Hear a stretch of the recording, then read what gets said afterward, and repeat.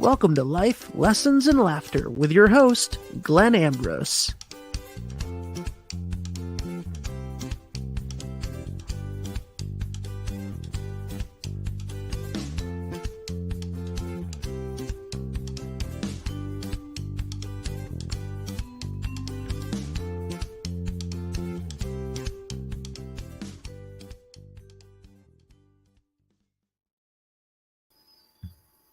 Hello, welcome to Life, Lessons, and Laughter. And there's probably going to be plenty of laughter because this is recording too. Right, Aubrey? Yes, sir. Yeah. Yes, sir. Yep. Yeah, we should record the time in between the recordings. We should. That would be like, and we could release it like a bloopers reel. You know, like at the end of the movie, like when they're playing the credits and you get all these bloopers. We should. Then, Yeah. but yeah, our movie ideas would get out, and then Yeah, then I don't know. I don't know. Somebody might just jack our ideas, and then we're out millions. Yeah, those we have to hold those dear. So yeah, we have fun. So, like, what we're talking about. The past, your memories. Mm-hmm. What is their purpose? What's the purpose of your past? What's the purpose of us having a memory? Because it can get in the way. It can cause problems. So this is how my brain functions. Which I don't know if this is a good thing or a bad thing, but yeah, this is this type of stuff that I think about sometimes. You know, so this started because probably of a conversation with somebody, and I started seeing how the past causes a lot of fear and worry. You know, a lot of us use the past as, you know, it's detrimental the way we use the past. So I was kind of seeing that, and I'm like, well, if there's a negative side, there must be a positive side, because everything is yin and yang. Mm-hmm. And so that's what my brain did. You know, and when, like, let's go in the direction of this. So what is the negative side of the past, which I have to talk to people about and show them and go, don't do that. Do this, you know? So I'm kind of exposed to the negative side. So I want to gain clarity on what the positive side was. And that's, you know, that's where this idea stemmed from. So I was looking at it and it was like, well, what's the purpose? You know, and what I came up with was learning. Of course, we can learn from our past. Sometimes thinking back about our past can give us comfort, which kind of leans in with nostalgia. You know, it can be just thinking back about the past and good times. It can make us feel good, mm-hmm. You know, so that's a benefit. I don't know. What do you think? Is there any other? Yeah, I think like, I mean, the most basic thing, I guess, is like a feel good, right? Like you replay things and it makes you feel good or feel loved or what, you know, whatever the case is. But I think it can be detrimental because, well, no, we're sticking to the positive. We're just sticking to the positive. No, go ahead. Just let it flow. It's a double-edged sword. Like you're bringing up memories. You can say something happened and it was a memory, like a fear or something like that. Like you, for example, just, you know, you touched your hand on the stove as a kid, you know, and you burnt yourself. You could take that memory and remember it and not put your hand on the stove moving forward. It's going to be beneficial for you. Or maybe you don't cook anything for the rest of your life because you have all this fear from that memory. Exactly. Yeah. Right. So that's it. That's the difference between learning from something and then having fear control your life, being petrified of a stove. Oh, I'm never using a stove because of this bad experience. It's like, mm-hmm. Well, it's not like, you know, that was an isolated experience. It doesn't mean, you know, people use stoves every day and they don't get hurt by it. That's when it becomes irrational, when the fear takes us over. and we're no longer using the logical part of the brain to learn a lesson and implement that lesson in our lives to better our lives. We're just going, no, that bad, no. It's like and people do that a lot, and it's, I think today's day and age, this is more of a problem because of the technology and where we've come in society. Like, you don't really have, like, you can literally live a life where you expose yourself to nothing pretty much anymore. You can have your food delivered, you can work online, people, more and more people are becoming a recluse in their own home because you can. 100 years ago, you didn't have that option. So you got over stuff. Yeah. So it's like now it's like, you can get away with having an irrational fear and just saying, oh, this is just how I am. For sure. You could never leave your house if you don't want to now, with working from home and getting things delivered and shopping. Like, there's no reason really that you'd have to go and leave your house if you never wanted to. Right. And like a lot, we run from uncomfortability instead of facing it a lot of times too, which feeds this. So it's like, we don't like, I mean, we're conditioned almost to use our memory wrong. Yeah.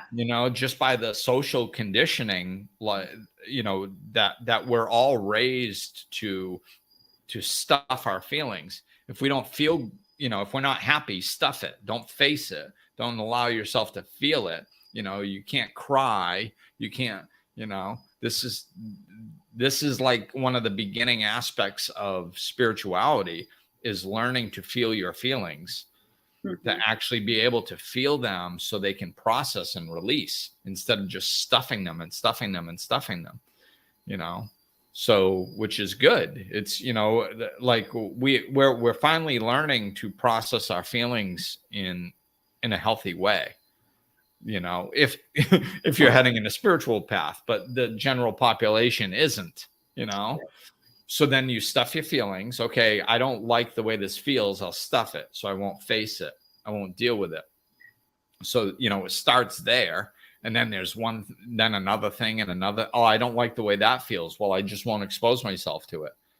I don't like the way that I got nervous when that person slammed into my grocery car at the grocery store, and like they looked at me really weird and it was creepy. So I'm going to, I'm just going to have my groceries delivered now. It's like, well, like, we need to participate. We have to be okay being around one another.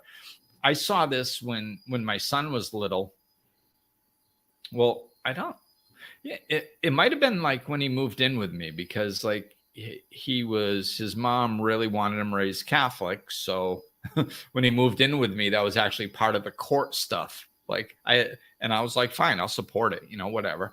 But then his mom wasn't in his life, so I had to take him to church. So here I am back in Catholic church, like I was raised. Oh my gosh! And we're in church. How funny is that? How funny is that? How life works. It is. It was interesting, and it was really actually cool, because I was like, okay, I'm kind of stuck here.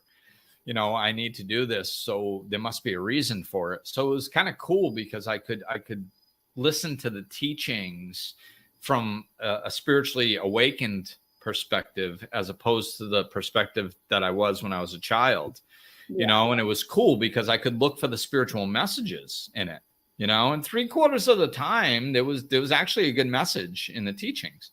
Right. I think about 25% of the time I was sitting there listening to the priest going, you missed the point on this one. It's like, by the time I stopped going, I thought I was really seriously debating, like, maybe I'm here to help the priest. I was like going to go have a conversation with him and explain some of the gaps in his teaching. Let me talk about your like, do you know this parable? You said the lesson was this, but it was actually that. Like, you kind of missed it. Let me break it down for you. Yeah. Actually, I'm just going to take over. That's fine for today. Yeah. I mean, if you want to have me as a guest speaker, I completely understand. Right. So fortunately, we stopped going to church before that happened. But one time we were there, and there's this part in church where you say, where you shake hands. Peace be with you. Mm-hmm. Peace be with you, and also with you. Or I think they changed the wording nowadays, but whatever. That's what we said when I was a kid. And so we go, and you that's the part of the mass. So I turn around and I stick my hand out to this older gentleman that was behind us. And I'm smiling and kind of connecting with him in the eyes. And after, several seconds, I noticed that there is no hand touching my hand. And all of a sudden I'm like, so I stopped looking at him and I look down at his hand, and his hands are by his side. And he's just looking at me like pleasantly. Okay. But basically saying, I'm not interested in shaking your hand. Got it. So, and that, then all of a sudden it clicked like, oh, this guy doesn't want to shake hands. Got it. Smile, peace be with you, and turned around. So now I'm thinking, and like all I can feel is fear. Like this guy is he's scared to touch another human being. And I felt sad that he was like that he was so scared that he didn't want to touch another human being. Yeah. Now, I realize I don't know everything. Who knows? Maybe this guy had a, autoimmune disease that I didn't, wasn't aware of, and he was just being protective or whatever. But I saw it as a learning opportunity about fear for my son. So I waited until we left. And I said, hey, did you notice that? And he was like, yeah, what was all that about? And I said, well, I got the feeling it was fear. I don't know, but it's a good lesson about fear. I was like, even if this isn't true for that gentleman, it's true for other people in the world. And it is how fear works. So the way fear works is if you give it room, it takes more. It's just, it will, like if you don't confront your fear, it will constantly take over more and more of you, because where do you draw the line? If you cave to your fear every time, then every time you feel uncomfortable, well, I don't like the dark. I'm scared of the dark. Okay, well, I'll get a nightlight. Okay, you get a nightlight. Okay, well, which some of this is fine. I mean, it's just embedded in our society, and we do little things like that. And it's okay. But at some point, you have to draw the line. I'm scared of spiders. Okay, well, it's okay to be scared of spiders, and maybe you could walk away, put a glass over it, ask somebody else to get it out. Whatever, like you can do, but if you have something that's literally this big or smaller, and you are flipping crap, screaming bloody murder and running, I've seen people do this. It's like, that's a little much. Like, just a little much. Some people are scared of elevators. Some people are scared of everything. So when it kind of crosses that line where it starts impeding on your life, you have to start drawing lines. Otherwise, it will take over more and more and more of your life if you allow it to. Yeah.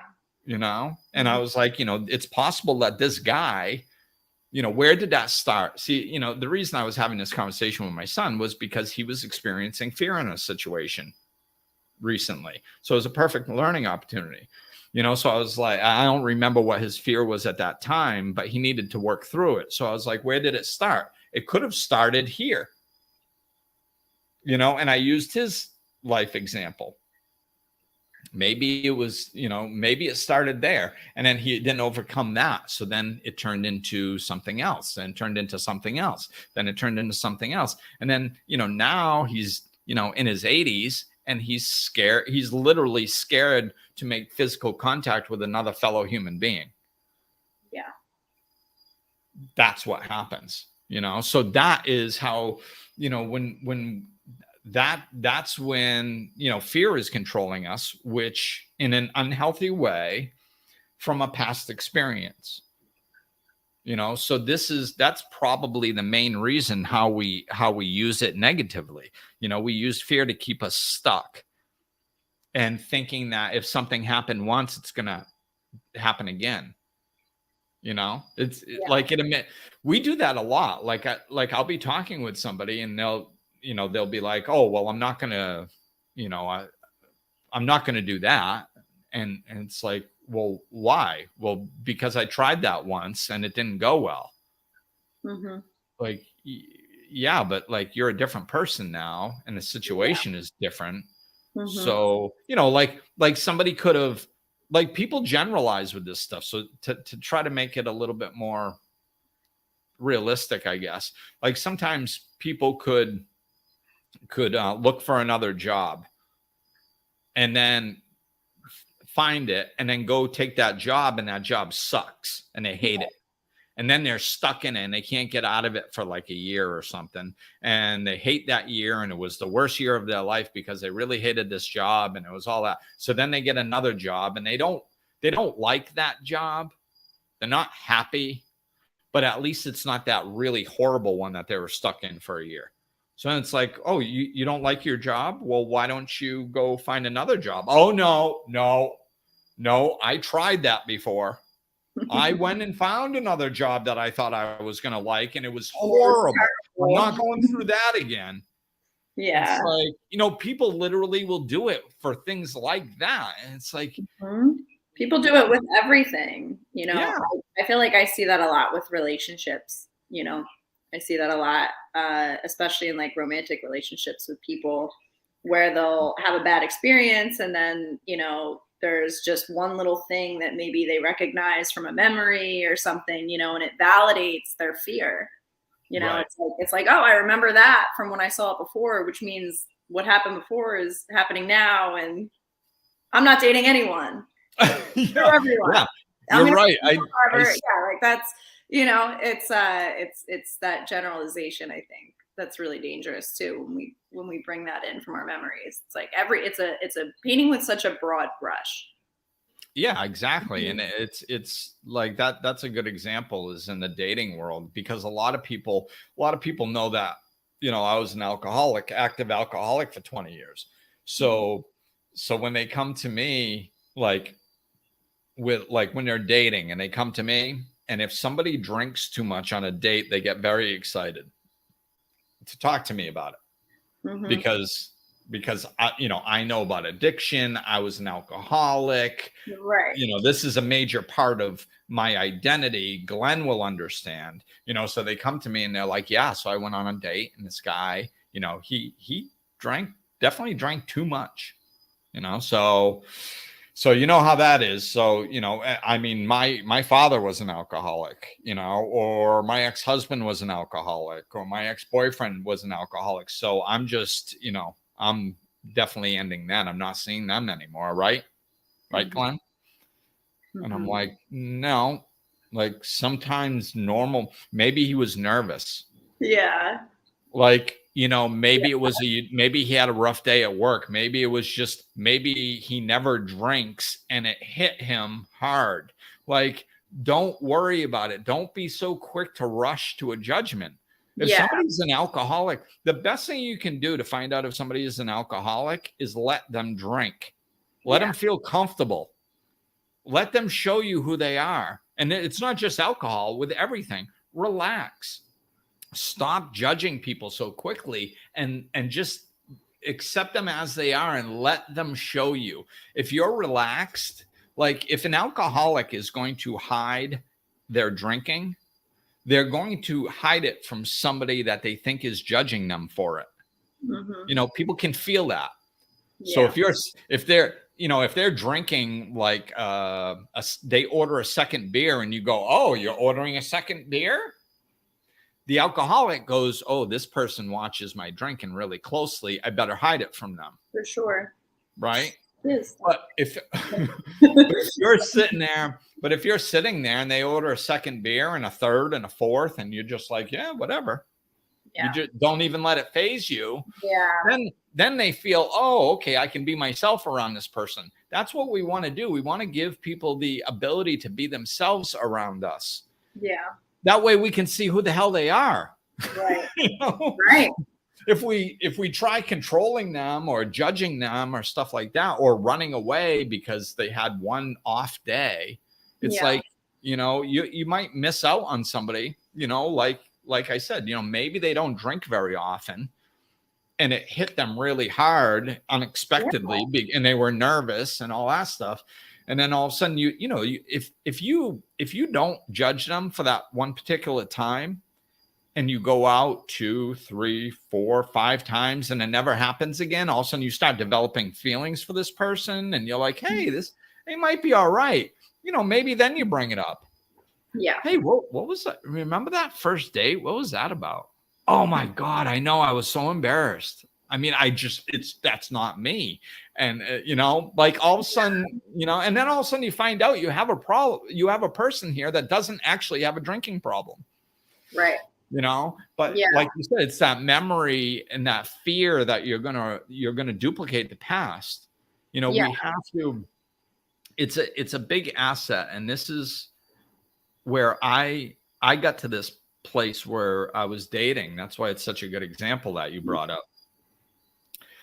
Like I would date, and I'm, you know, you're always trying to figure out if it's the right person, and you know, and all this stuff. And when I just let go of all that, and for me, I was like, how did I date when I was younger? I wasn't looking for somebody that I was going to marry. I just want to go out and you know, this person seemed cool, and I want to go hang out with her. So I did, and we usually had a good time. And sometimes we date for a little while. Sometimes it would end. I fell in love a couple of times. It was just very natural, and it wasn't so controlling. So when I relaxed and I stopped trying to figure out, is this the right person? You know, what are they? Stop putting so much mental energy to it. I just relaxed and started enjoying another human being's company. And the dates were really fun, even if it didn't turn into anything. And then after 3 or 4 dates, usually, like, one of us would be like, not really feeling it. Are you? Not really. All right. Well, you're really cool, though. You know, best wishes. And then we just usually wouldn't see each other again. Sometimes we'd remain friends, you know, but it was cool. No hard feelings. It was very relaxed, no judgments. And dating actually became fun again. You know, because I wasn't, but I mean, shit, by the time you're in your 50s, you can have a laundry list of stuff that are warning indicators. Yeah. You know? Yeah. So nobody's going to pass all of that. Right. They're going to show a symptom that they might possibly be dysfunctional in some way. And as soon as they do, you're like, oh, I ain't going down that road. Yeah, you're almost like waiting for it, you know? Yeah, waiting and looking for it to happen. Waiting for the shoe to drop.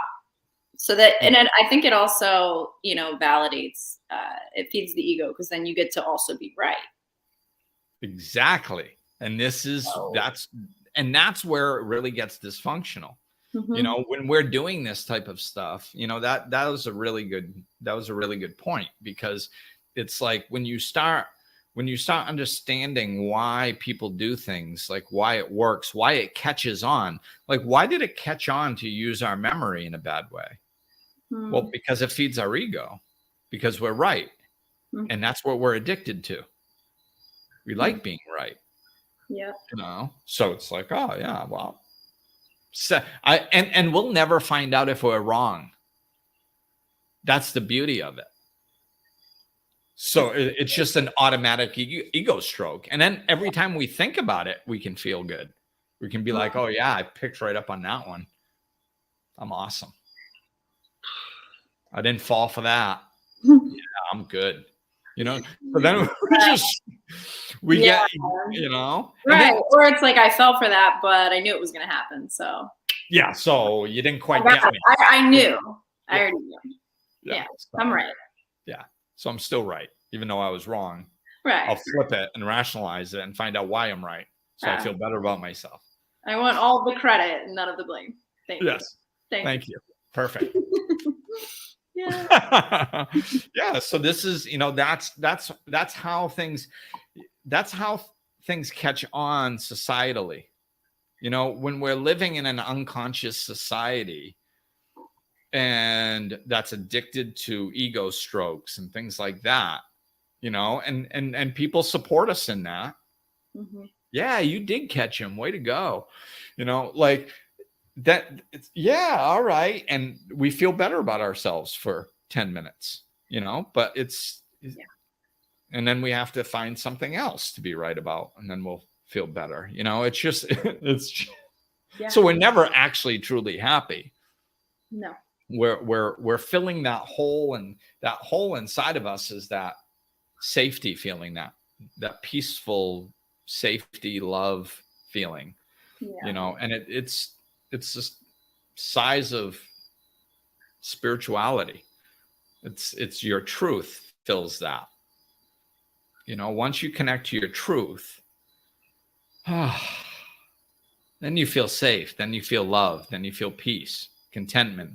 And you can only get that within yourself. You can only connect that, allow it to bubble up within yourself and connect to that. And then once you connect to that, then you're safe, then you don't have to run around trying to protect yourself from everything. And you can relax a little bit. That's really filling the hole. Until then, we just fill it with the idea of dirt, with the idea of love. Yeah. Then so we go, oh, I'm right. That hole's filled. 5 minutes later, we're like, oh, that hole's back. That's weird. I just filled it. Oh, just fill it again. Can I fill it again? Yeah. There we go. And we're addicted to that. That's how we live. Distraction and illusion. Distract ourselves from the fact that there's a hole by staying busy, never stopping. And then as often as we can, stroking our ego to fill it and feel good about ourselves by complaining about things, by thinking we're right, by latching on to what we're right to feel good. Mm-hmm. This is what, like, one of the big things that happened with me during the COVID thing, where everybody was arguing, was like, I wasn't on either side, and that really confused people. They couldn't logically understand how I wasn't on a side. Mm-hmm. So like if I said something that was anti-mask or anti-vax, or not even anti, just questioning it. If I would question something, well, I like, why should I trust the government, or why that's proven to lie to me, or why should I trust the pharmaceutical companies that have paid billions of dollars for lying about this exact particular type of stuff? Why should I trust? Oh, you're anti-vax. No, I'm just questioning why I should trust somebody that's been proven to lie to me. Mm-hmm. That's all. I'm just asking a question, and they're like, oh, well, then you're anti-vax. No, I'm just asking. I don't know the answer. Maybe they're telling me the truth. Yeah. Oh, so you're pro-vax? No, I'm not. I'm not pro-vax. I don't know that they're telling me the truth. I just understand that there's a possibility that they might be telling me the truth. But there's also a possibility that they might be lying to me to make money. And I don't know which one it is. Yeah. And I'm okay there. That drove people crazy, because that's how we find a sense of safety, by picking a side and believing that side's right. Absolutely. Then we think we know what's going on, and we don't feel all that discomfort from not knowing. I'm very comfortable not knowing. I like that. That's when I know I'm onto something. When I don't know, it's like, okay, good. Then I'm looking at it realistically, because there's multiple perspectives for everything. Yeah. And I don't have access to most of the information that's necessary to come to the final conclusion usually. Yeah. So good. So then when I know that I don't know, I'm like, I'm probably where I should be. You know? I like that too, because then I just know I'm not overly attached to the outcome if I don't know. Then Right. I'm in the state of not knowing, and I can give away my control, and I don't need to figure it out or label, or it's a lot of work to. Right. It's a lot of work to lie to yourself so you feel safe. Yeah. And create all kinds of, yes, but did you hear this study? Well, Right. yes, I did, but then this study said the exact opposite. Well, yeah, but that's a lie. Oh, well, how do you know that that's a lie and that's true? Well, because mine backs what I believe to be true, and that one doesn't. Mine fits my narrative. Yeah, right. How I know. That's how I know. Of course it's true. I mean, what are you, an idiot? You know, like, yeah. Yeah. So this is so when we understand the dynamics of how we work and why we're trying to feel safe and protect ourselves, we're constantly trying to protect ourselves, so and feel safe. And there isn't safety here in a transient world. There's safety through spirituality, contentment, peace, love, knowing when you're connected to something bigger than you and you know that you're eternal and you're safe and everything's ultimately okay. Yeah. That's where the true safety comes from. And then when you look at, past experiences, you can use them to learn. You go, okay, it's strictly a learning, no judgment, only learning. But you have to have the safety in place before you can learn from those experiences. Do you think? No, you can still learn from your past. Like it can be, it's like if you use something right, it's going to serve you. Mm-hmm. So like my father is really good at this, like he just figures out what works, like, and that's enough for him. He doesn't dive into the spirituality aspect of it and all that stuff. But if he looks at something and he goes, okay, well, 5 times I did this and 5 times I did this. And the 5 times I did it this way, it was bad. 5 times I did it this way, it worked out well. I'm going to do the way that works. Good idea. Yeah. Like no spirituality involved, but he doesn't feel like a victim of the 5 times it didn't work out, and he doesn't try to protect himself from it. He doesn't let fear control him either. I guess maybe that's where I got it, like when I was a kid, I remember him saying that, like he worked in IT his whole life, and he liked working inside one company until they closed. He went to another one, then stayed with that one, but he would move laterally within the company. And at one point he didn't know what he wanted to do next. And he had this fear of public speaking. So he was like, okay, well, how can I get over this fear of public speaking? I don't like having a fear. So it was like, well, I could become a teacher within this and train sales forces and teach. So I'm in front of a class all day, in front of people, a group of people speaking. Mm-hmm. Okay. So he took that job, so, and it worked. He put him in so he walked into the fear instead of walking away from it. And that's how he got over his fear. That's how he got over his fear, by doing it. Yeah, the only way out is through. Exactly. So he lives all these spiritual laws without even knowing that they're spiritual laws. Yeah. But that's, so that's how he looks at things. He doesn't, like another thing that he said is, I don't believe in regret. This is because, when I use my brain to make the best choice possible, whenever I'm in a life situation, I don't just run around doing random stuff. He's like, I look at it, I assess it, I research, I look into it, and then I make the best choice possible for me at that time with the knowledge that I have. So I don't regret anything ever. Because maybe 2 years down the road, I look back and I go, wow, I shouldn't have done that. But I realize that I'm not the same person now. I have new information that I didn't have back then. Yeah. So how could I have I made the best decision with the information that I had at that time. So why would I regret it? You Yeah. know, You I didn't try to screw up. You only know what you know. Right. So, and I made the best decision I could at that time with what I knew. So it is what it is. If it didn't turn out the way I thought it would, well, now I know more, you know? I like that. Yeah. Yeah. So that's a good use of the past, because, you know, like if you use the past that way, if you use your memories that way, you go, okay, so I made the best choice possible. No regret, no fear, nothing to protect myself from. I just made a choice, and I was missing some helpful knowledge at that time because this turned out like crap. So what is that helpful knowledge I was missing? Oh, it was this piece and this piece.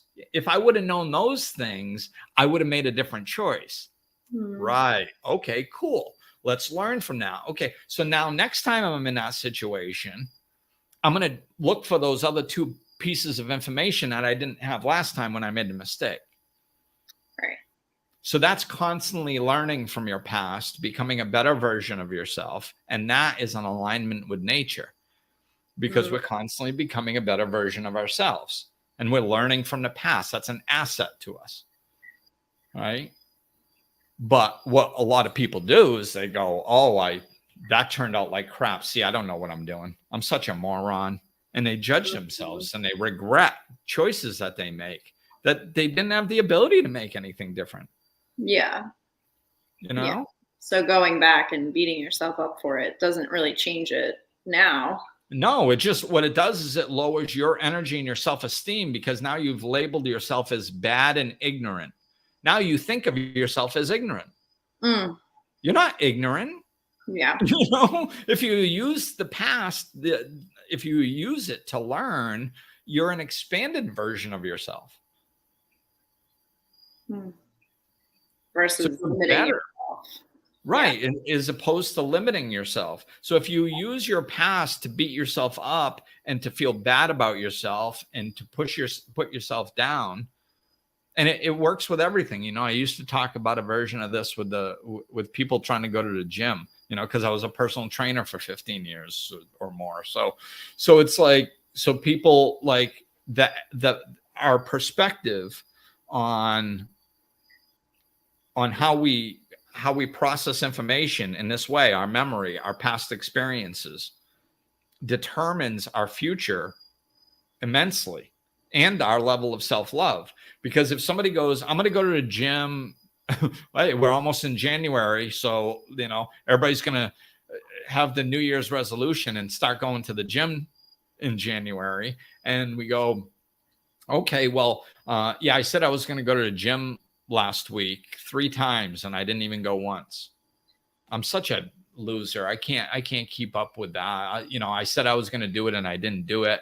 I mean, what kind of moron can't just go somewhere for a half an hour 3 times a week? That's ridiculous.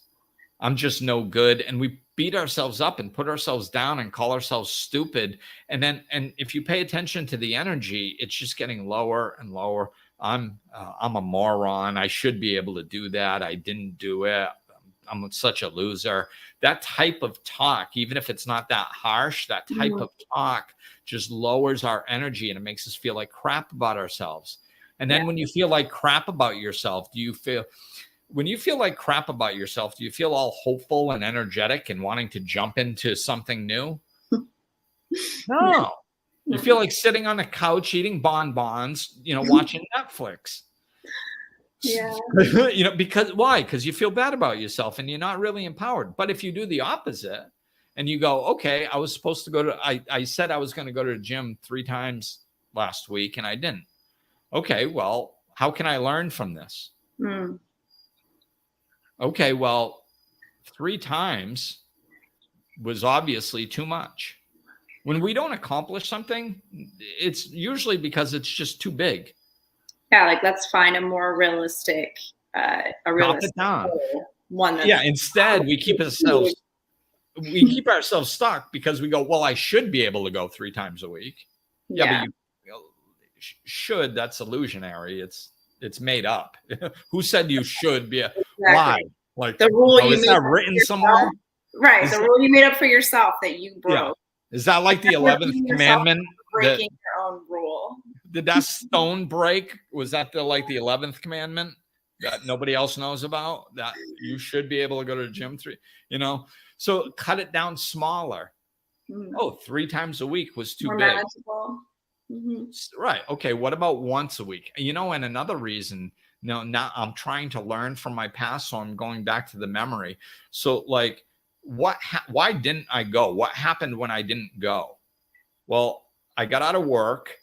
I drove home because I didn't have my gym clothes with me. So I had to go home to get the gym clothes. And then my ass hit the couch and it never came back up. Okay. So what if you packed a bag of gym clothes and you put it in your car? Then you don't have to go home to get your gym clothes. Then your ass doesn't hit the couch and then you don't. Oh, yeah. Okay. So you use your past to learn how to do things better. That's an asset. And you can actually that's what I'm going to do.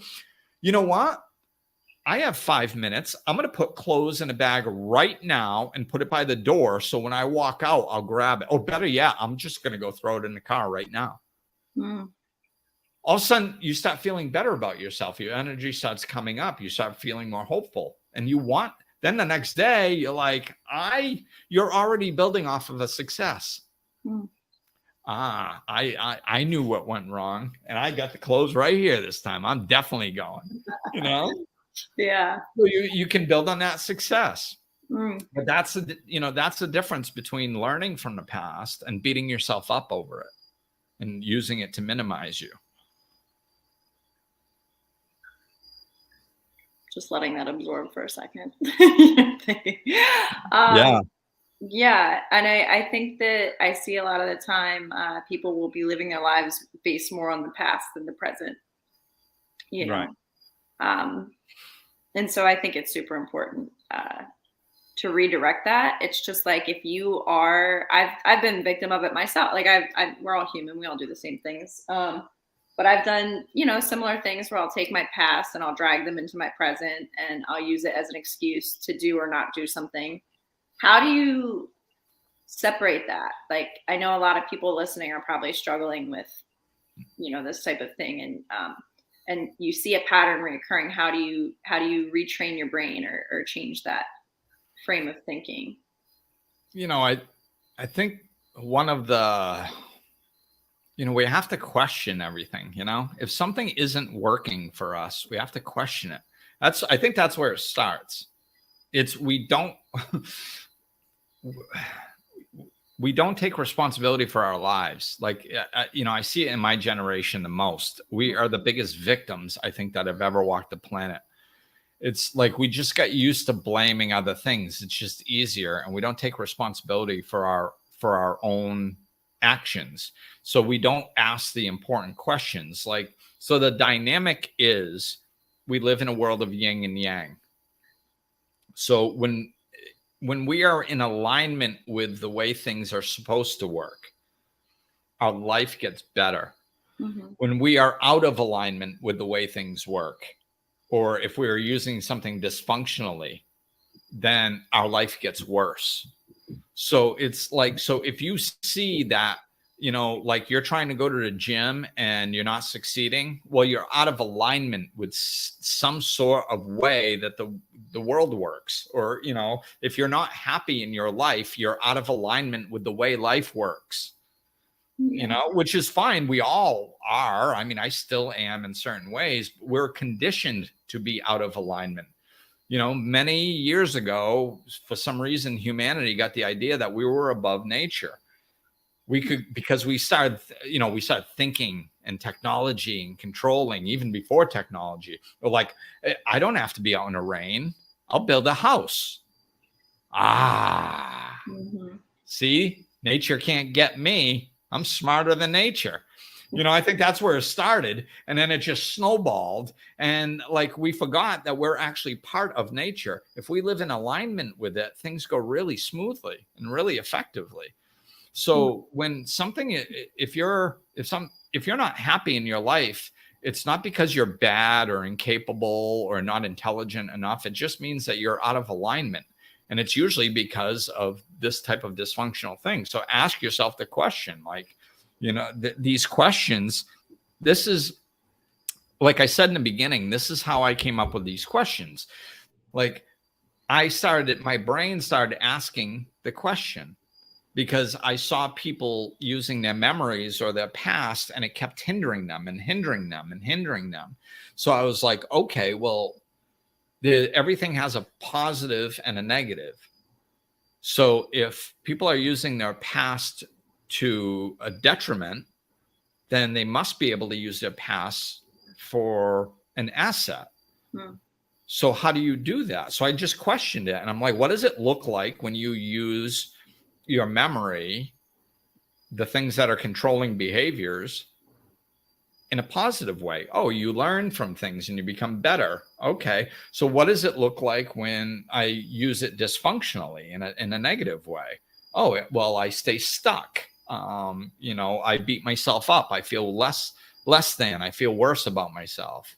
I have irrational fears. Oh, okay. So that's what it looks like when I'm out of alignment with this gift called memory. Because it is a gift. If we all have something that's innate in us, that's a gift. There's a purpose. And if we use it properly, it's going to be an asset. If we use it in a way that it's not supposed to be used, it's going to be a detriment. So question these things. Start gaining clarity on your life. So that's the big picture answer.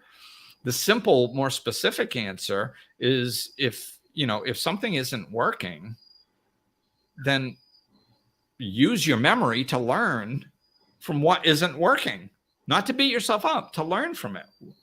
Ask yourself the question. I wanted to go to the gym. Why didn't I? Most people don't do that. They don't go, oh, why didn't I go to the gym? It's much easier just to say I'm a loser. Yeah. Oh, I'm a piece of crap. I don't do half the things that I say. And everybody goes, oh, me too. And they support you in this idiocracy. Oh, yes. I don't do a bunch of stuff I want to do either. Yeah, we're all in the same boat. Yeah, and it's sinking. So, so don't stay stuck. Ask yourself, use your memory for your benefit, and look back and ask yourself, why didn't I accomplish what I want to accomplish? The answer's in the why. Yeah. The answer's in the why.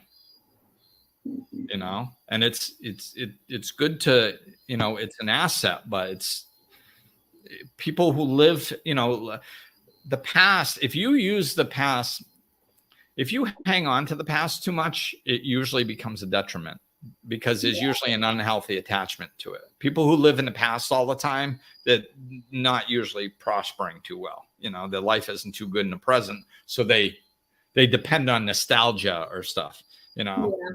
You see this all the time. We romanticize the past all the time. People are like, oh, I want to go back to a simpler time. Things are too complicated right now. I want to go back to a simpler time.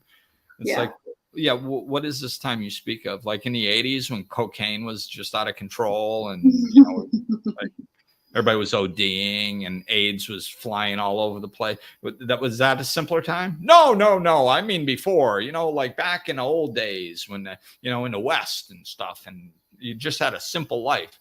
Yeah, and you got shot over a card game. Right. People were dying when they were 40 as a standard. Yeah, and if you wanted to go like from Boston to California, like it took 3 generations of people to get there, and most died along the way. To even just travel there. Yeah, smallpox wiping out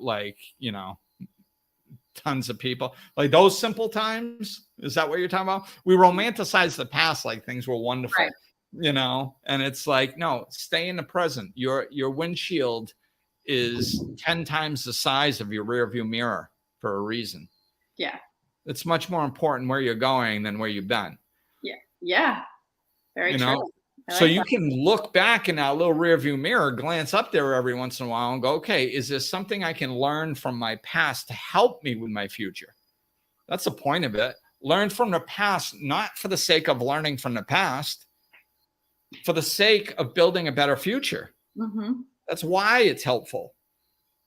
If you just sit around talking about the past all the time and you don't use it to better your future, it's a waste of time. Yeah. And curl up and be nostalgic for 15 minutes, but after that, move on. Yeah, absolutely. Absolutely. Yeah.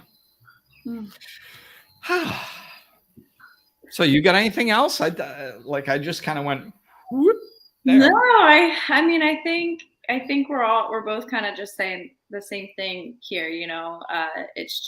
It's finding a way to take those memories that you have and utilize them, for your benefit, for your future, and not to stop you from doing things because you'll be frozen in fear or whatever the case. Yeah. To ask the why behind things. Okay, so you just brought up another really good, important piece. It's the failure. Yeah. The fear of failure. People I failed before, so I'm not. It's like, they'd rather not try than fail at all. Yeah. Yeah. It's like, man. Like one of my friend Brian Reed says, like, he had a good visual. He's like, picture yourself running towards your goal, like running down a path, and you're running towards your goal, and then you trip and you fall. Where do you land? Closer to your goal. Your momentum is going forward. So even if you trip and fall, you still are accomplishing something. You're still landing closer to your goal. Failure is part of it. Like nobody's ever accomplished anything ever without failing. Yeah, you fail forward. Right. So it's like, us, we're like, oh no, what would happen if it failed? Well, then you just pick yourself up and you do something else. Like, who cares? I mean, that's like looking at a baby trying to learn how to walk, having it fall down in front of you and go, you might as well let's just cut its legs off. This one's an idiot. It can't walk. I mean, why bother trying? Let's just get a little chair for this one. Like, they tried and they fell. Why bother? It's ridiculous. Failure is part of everything. Nobody's ever succeeded at anything ever without failing. It's part of the journey. And we're so conditioned to not feel anything that feels bad. This was what I was talking about before. We're so conditioned that if something doesn't feel good, that we have to run from it and make sure we don't experience that again. Right.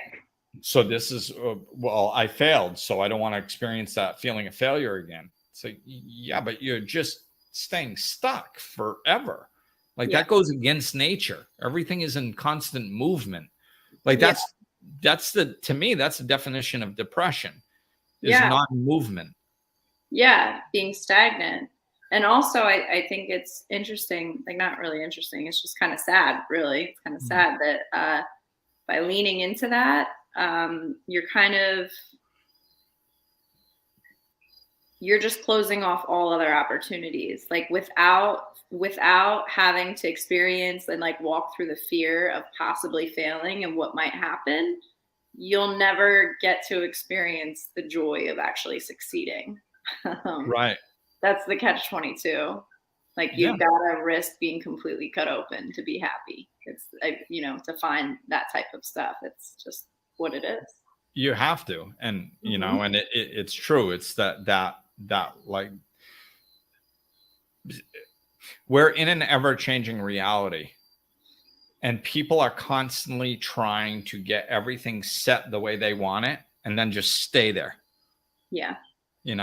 People talking about retirement as one version. And they're just like, oh, I don't have to go to work. I don't have to do anything. I just stop.